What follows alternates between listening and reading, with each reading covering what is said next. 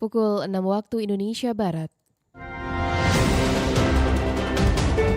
Radio Republik Indonesia Palembang dengan Warta Berita.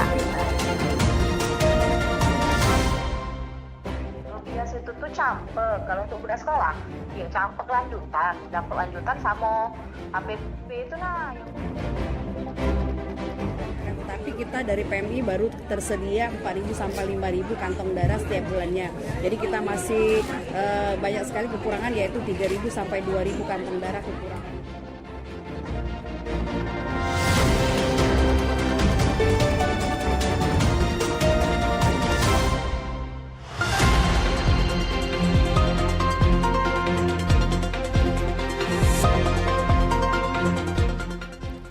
Selamat pagi pendengar, Anda mendengarkan Warta Berita Radio Republik Indonesia Palembang, Sari Berita. Program Bulan Imunisasi Anak Sekolah atau BIAS 2026 menjadi upaya pemerintah melindungi anak usia sekolah dari berbagai penyakit melalui imunisasi lanjutan.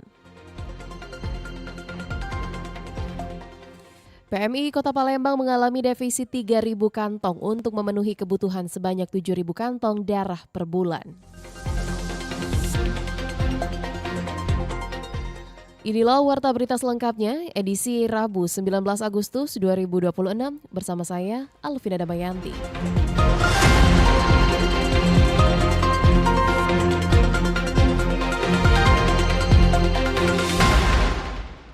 Mengawali Warta Berita pagi hari ini, pendengar, program Bulan Imunisasi Anak Sekolah 2026 menjadi upaya pemerintah melindungi anak usia sekolah dari berbagai penyakit melalui imunisasi lanjutan.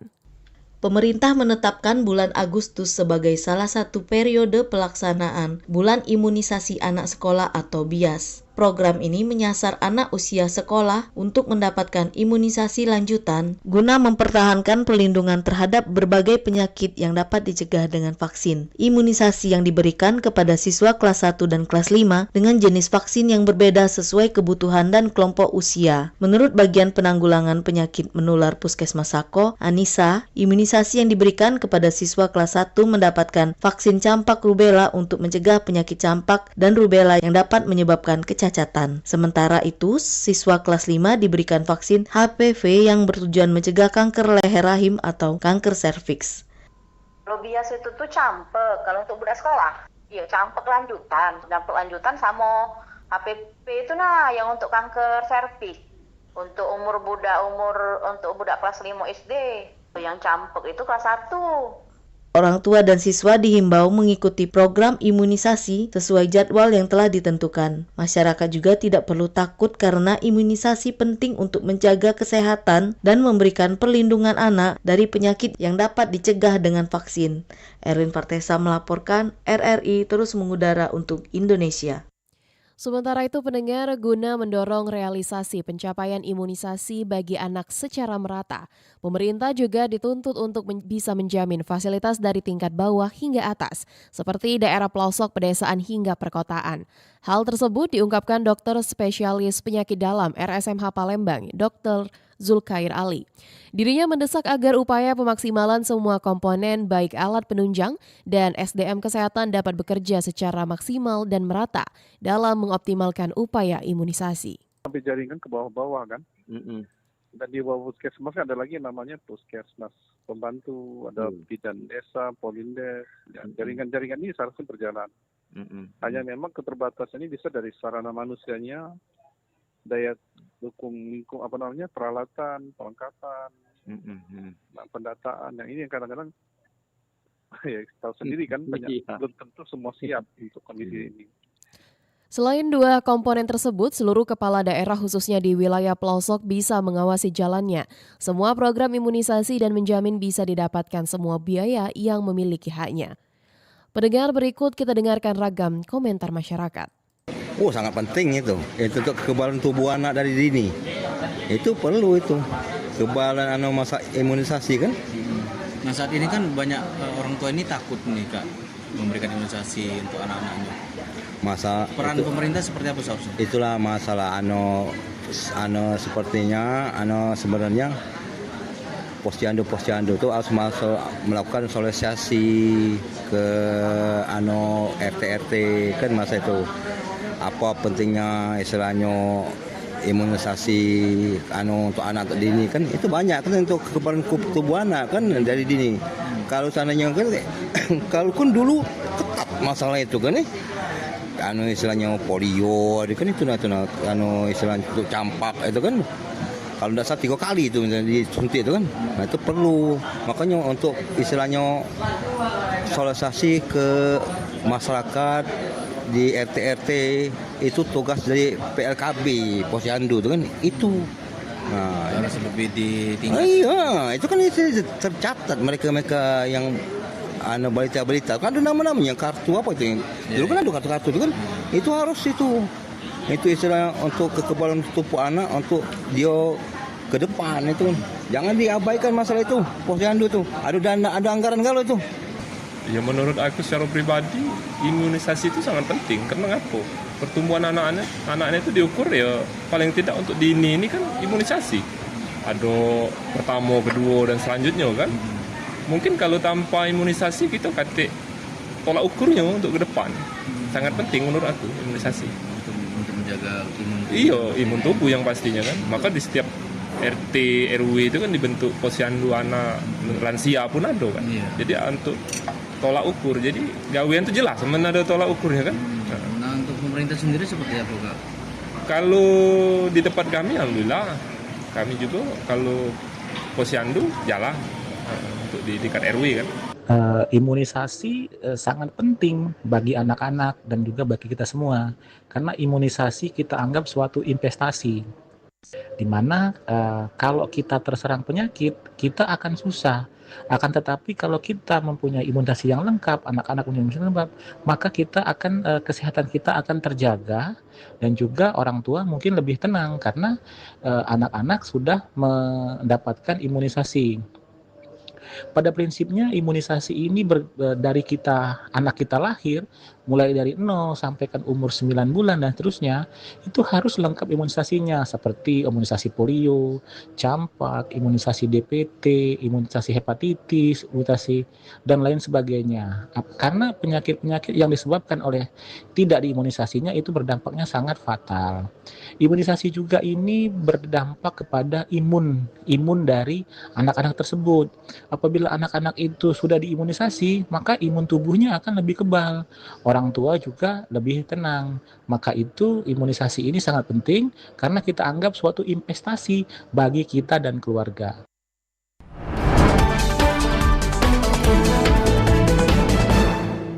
Dan pendengar, untuk mengetahui seberapa penting imunisasi bias bagi anak sekolah, berikut kita simak wawancara singkat Muhammad Irfan bersama Kepala Seksi Surveillance dan Imunisasi Dinas Kesehatan Provinsi Sumatera Selatan Darsono. Pak, seberapa penting sih Pak pelaksanaan BIAS 2026 ini Pak dalam melindungi anak usia sekolah dan juga dari penyakit yang dapat dicegah melalui imunisasi ini Pak? Ya, sangat penting ya.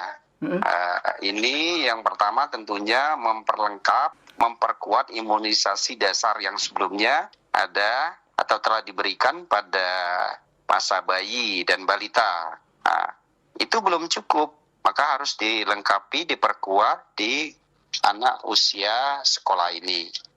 Yang kedua, untuk mencegah penyakit yang berbahaya di lingkungan sekolah, Bapak Ibu. Terutama kasus-kasus PD3I, ya, ini melalui kerumunan anak, ya, teman sebayanya. Nah, kalau anak sudah terinfeksi, terutama pada penyakit yang dibias yang menjadi sering, ya, dan cepat penularannya seperti campak, ya, rubella, difteri, itu kan sering kasus-kasus yang sering ada di sekolah. Maka pada saat mulai ada penurunan kerentanan harus dicegah ya di lingkungan anak-anak di lingkungan sekolah. Karena kalau anak-anak sekolah ini sakit, dia akan rentan menular kepada adiknya di rumah, kakek neneknya yang di rumah yang rentan, yang sudah lansia. Ya, maka ini salah satu program yang diberikan pemerintah ya, diberikan pada saat BIAS ini. Dan yang ketiga tentunya untuk melindungi ya, melindungi supaya anak ini lebih memiliki kekebalan seumur hidup ya. Dan yang kelima tentunya ada program baru ya untuk pencegahan kanker yang perlu kita diperkuat ya, terutama anak-anak perempuan ya usia kelas 5 atau kelas 6 SD. Untuk imunisasi kejarnya bisa diberikan juga pada anak yang tidak dapat kelas 5 atau kelas 6 SD pada tahun 2024-25, itu tepatnya pada anak usia kelas 9 SMP itu atau kelas 3 SMP. Begitu Bapak. Baik, Pak Darsono, apa saja sih Pak jenis imunisasi yang diberikan dalam program BIAS 2026 ini Pak di Sumatera Selatan? Baik, yang kelas 1 SD atau Madrasah Ibtidaiyah atau sebaya ya usia 7 tahun itu diberikan pada bulan Agustus itu vaksin campak rubella ya. Kemudian vaksin DT terusnya nanti di bulan November.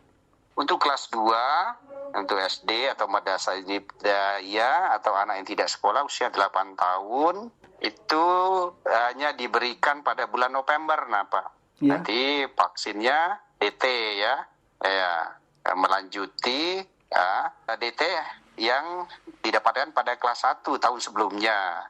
Nah, untuk kelas 3 untuk kelas 5 itu usia 11 tahun bagi anak tidak sekolah itu diberikan HPP ya bulan Agustus. Nanti di bulan November baik laki-laki maupun pada perempuan di anak kelas 5 SD itu TD Pak untuk melengkapi imunisasi yang sebelumnya diberikan pada masa bayinya. Gitu Bapak. HPP juga ada HPP yang saya sampaikan tadi Pak, imunisasinya HPP di kelas 6 SD pada anak perempuan yang tidak dapat HPP sebelumnya di kelas 5 dan kelas 9 ya untuk perempuan. Kalau di Sumatera Selatan masih khusus perempuan. Tapi kalau untuk di daerah tertentu ya seperti di Jogja, kemudian di Jakarta dan di Bali itu sudah dapat laki-laki. Kita belum. Baik, Pak Darsono, bagaimana sih Pak untuk cakupan imunisasi anak sekolah di Sumatera Selatan saat ini Pak? Apakah masih ada wilayah yang capaian imunisasinya tergolong rendah Pak? Oh Alhamdulillah. Kalau secara keseluruhan Sumatera Selatan itu selalu di peringkat 5 Pak. Artinya target kita kendati pun belum tercapai secara nasional dan nasional pun belum mencapai itu ya. Secara nasional kita masih di peringkat 5 Pak ya. Secara nasional juga cakupan imunisasi kita masih rendah. Tadi berapa persen Pak untuk cakupan dari Pak secara nasional tadi peringkat 5 kita Pak? Kalau secara nasional kita di peringkat ke 4 atau 5 gitu Pak ya, di peringkat 4 atau 5 karena imunisasi ini kan dibagi lagi. Ada imunisasi bayi lengkap, ada imunisasi baduta lengkap. Begitu Bapak. Untuk persentasenya Pak? Persentase kebetulan saya tidak di depan laptop. Saya lagi ngasih materi itu Pak lain. Baik Pak. Pak Darsono, apakah ada kendala utama Pak yang dihadapi oleh Dinkes Sumatera Selatan Pak dalam pelaksanaan BIAS 2026 ini Pak? Secara umum tidak ada ya. Karena ini program rutin nasional yang dilaksanakan setiap tahun pada bulan Agustus dan November dan kita sudah rutin melakukan itu sehingga kita paham ya kendalanya di mana, hambatannya di mana dan bagaimana cara kita menyelesaikan masalah tersebut gitu. Termasuk dari orang tua Pak, apakah ada penolakan sejauh ini Pak? Penolakan langsung tidak ada. Tidak ada penolakan langsung, hanya saja anaknya ada yang tidak masuk gitu ya. Jadi tidak frontal tapi anaknya tidak masuk dengan berbagai alasan gitu ya. Maka kita perlu edukasi. Baik, Pak Darsono terakhir Pak, apa sih Pak himbauan Dinkes Sumatera Selatan kepada orang tua ataupun pihak sekolah Pak agar ikut mendukung pelaksanaan BIAS 2026 ini Pak demi meningkatkan perlindungan kesehatan anak Pak?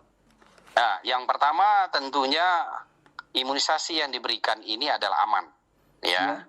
Yang kedua, imunisasi yang kita berikan telah melalui proses ya. Kemudian sumber daya atau petugasnya juga sudah terlatih sehingga aman cara pemberiannya. Yang ketiga, kualitas dari imunisasinya sesuai dengan prosedur ya. Dan harapan kami tentunya kepada Bapak Ibu yang memiliki anak di BIAS ini ya jangan ragu-ragu ya untuk kepada niat pemerintah untuk memberikan BIAS kepada anaknya, karena tadi sudah aman ya, kemudian melalui proses yang sesuai prosedur, dan tentunya harapan kita anaknya ya menjadi harapan masa depan generasi bangsa kita, karena tidak mungkin negara ini ingin mencelakai anak bangsanya sendiri. Dan kita ketahui bersama bahwa imunisasi ini bukan program kemarin, tetapi sudah berapa dekade ya sudah dilakukan imunisasi dan terbukti manfaatnya ya. Jutaan manusia ya anak yang sekarang menerima manfaat daripada imunisasi. Nah, yang kedua, kita bisa lihat sekeliling kita ya, masih ada anak yang masih pakai alat bantu napas karena penyakit ya, komplikasi dari penyakit-penyakit yang sebetulnya dapat dicegah dengan imunisasi. Baik. Nah, pesan kita kepada Bapak Ibu ya, kalau menerima surat persetujuan dari sekolah tolong ditandatangani ya, dipahami. Kalau tidak ada hal yang kurang paham, mohon diizinkan anaknya untuk dilakukan imunisasi pada saat BIAS. Ya. Baik. Kalau tidak sempat, kalau memang sudah kebetulan sekolahnya sudah lewat dari program ini, karena program BIAS ini sudah berjalan dari awal Agustus ya. Ya. Nah, jadi bisa datang langsung ke puskesmas di wilayah terdekat kita atau di klinik yang menyediakan vaksinnya. Baik, Pak Darsono, terima kasih Pak Darsono atas informasi dan juga edukasi kepada pendengar RRI. Selamat melanjutkan aktivitas, salam sehat selalu. Assalamualaikum warahmatullahi wabarakatuh. Waalaikumsalam warahmatullahi wabarakatuh. Terima kasih, Bapak. Baik, pendengar, Warta Berita ini disiarkan secara langsung melalui RRI Program 1 Palembang, frekuensi 92,4 FM, dan disiarkan juga melalui streaming YouTube Pro 1 RRI Palembang, serta aplikasi RRI Digital yang bisa diunduh melalui Play Store maupun App Store. Anda masih bersama Warta Berita RRI Palembang.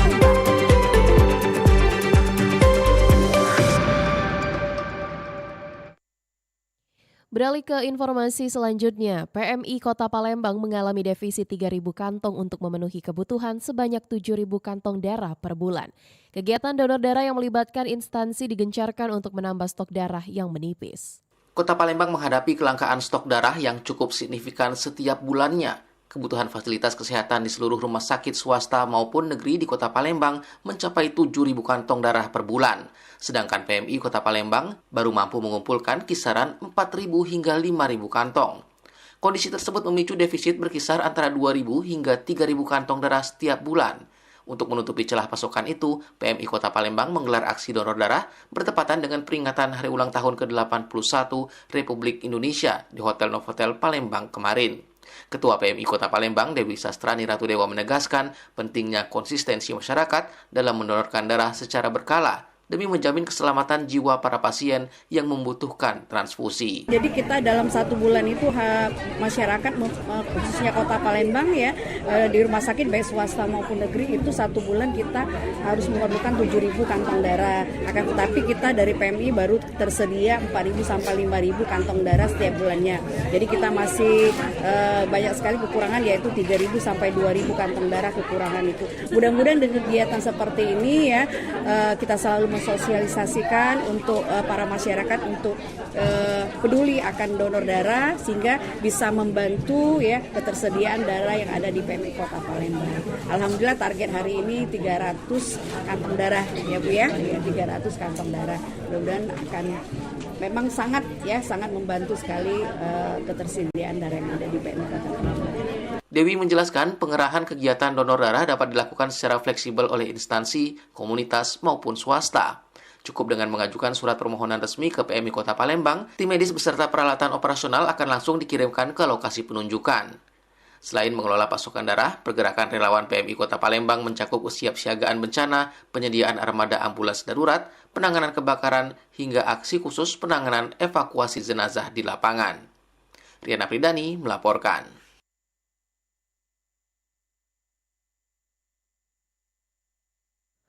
Pendengar, warga Keramat Raya Banyuasin berharap akses jalan rusak diperbaiki pada momentum peringatan Hari Kemerdekaan ke-81 Republik Indonesia. Dengan Hari Kemerdekaan ini, kami bersama warga masyarakat Keramat Raya terus mengadakan kegiatan-kegiatan memperingati Hari Kemerdekaan. Momentum hari ulang tahun ke-81 Kemerdekaan Republik Indonesia menjadi harapan bagi warga Kelurahan Keramat Raya, Kecamatan Talang Kelapa, Kabupaten Banyuasin, agar pemerintah memberikan perhatian terhadap kondisi infrastruktur di wilayah mereka. Salah satu yang menjadi perhatian warga adalah akses jalan menuju kantor Kelurahan Keramat Raya yang kondisinya rusak dan berdebu. Lurah Keramat Raya Wahyu Setiabudi mengatakan perbaikan jalan menjadi salah satu kebutuhan yang diharapkan dapat segera ditindaklanjuti pemerintah. Menurutnya, kondisi jalan tersebut cukup mengganggu aktivitas masyarakat dan pelayanan di kantor kelurahan. Tentu saya atas nama masyarakat Keramat Raya untuk berharap agar Bapak Bupati Banyuasin, Pak Haji Askolani dan Ibu Enata Indian, kemudian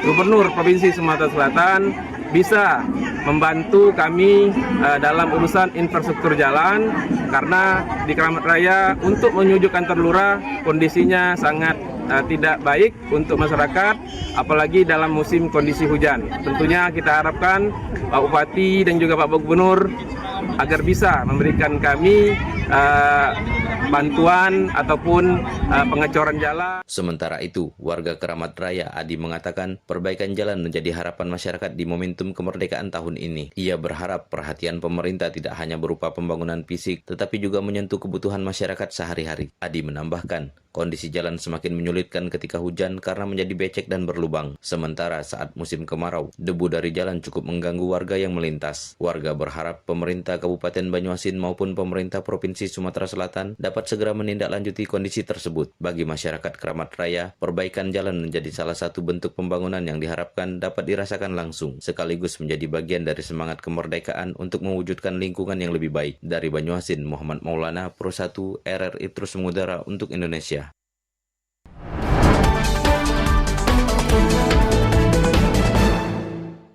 Sementara itu, pendengar, pemerintah Provinsi Sumatera Selatan harapkan keberadaan gudang buku keliling dapat menumbuh budaya membaca di tengah masyarakat. Dinas Kebudayaan dan Pariwisata bersama Dinas Perpustakaan Sumatera Selatan mendukung program Gudang Buku Keliling untuk memperkuat budaya literasi di Bumi Sriwijaya. Program ini diharapkan memperluas akses masyarakat terhadap buku sekaligus meningkatkan minat baca terutama di kalangan pelajar dan mahasiswa. Kepala Dinas Perpustakaan Sumatera Selatan, Fitriana, mengatakan penguatan budaya membaca harus dilakukan secara konsisten dan melibatkan berbagai pihak. Menurutnya, kebiasaan membaca perlu dibangun sejak dari keluarga, satuan pendidikan hingga lingkungan masyarakat. Kita sudah melaksanakan berbagai macam program, ya, salah satunya melalui festival literasi.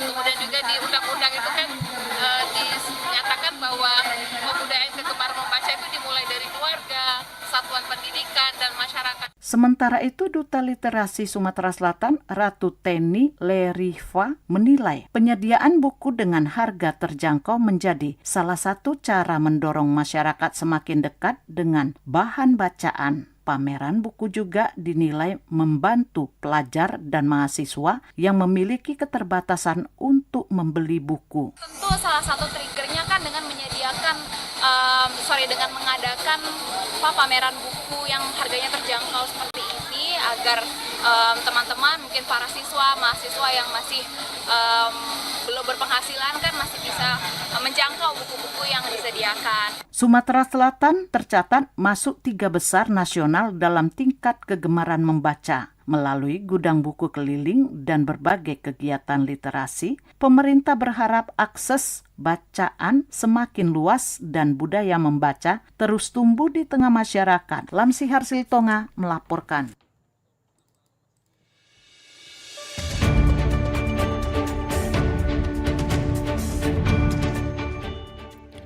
Sekian pendengar Warta Berita Produksi Radio Republik Indonesia Palembang. Sebelum berpisah, kami sampaikan kembali pokok-pokok berita.